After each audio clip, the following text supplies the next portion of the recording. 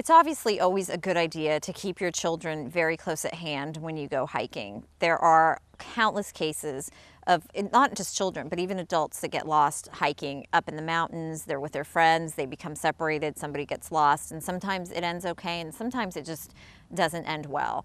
You want to be sure that you're not one of those stories on the news. You want to be sure that you are aware of the trail that you're taking, that you make a plan ahead of time. A lot of times the trails are marked. You might be able to get a pamphlet with a map on it. You can always check in with a park ranger if there's one ahead of time and see which is the easiest trail when you're hiking with kids, because if your kids have to stop and try to find a bathroom at any point, or somebody wants to stop for a snack, you don't want to do that in a place where you might become separated. You don't ever want your child to sit down and stay and have a rest and a snack and you go on. You want to be sure that you always know where you're going and how to get back to where you're going. And you also want to be sure that you always stay with your child. It's not a good idea, as tempting as it may be, to have your child sit and take a little rest while maybe you go on ahead with another one and with one of your other children, and then think that you're going to come back and pick your child up.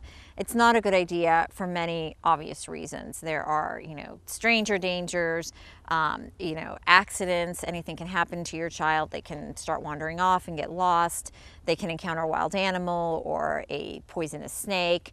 You just don't want to do that. You want to stay always next to your child. And if you're hiking with more than one child, if one has to go to the bathroom or one has to have a snack, then you're all going together. And that's obviously the best policy. With that said, be sure that you know what trail you're taking. Go ahead and mark it on the map. And if for whatever reason you should become separated from your child, remember what kind of clothes they're wearing and really keep track of the time. If you start wandering around and time passes and you don't really know what time how much time has passed since you've seen your child, these are all things that you're going to want to know. All this information you're going to want to have if you have to then get help from a park ranger or any search and rescue people. You're going to want to know what to look for, where they're looking for, where your child was, what your child was wearing. And obviously the best policy is to make sure that your kids always stay close together, that you all get there together and you all leave together, and that will help avoid any accidental separations.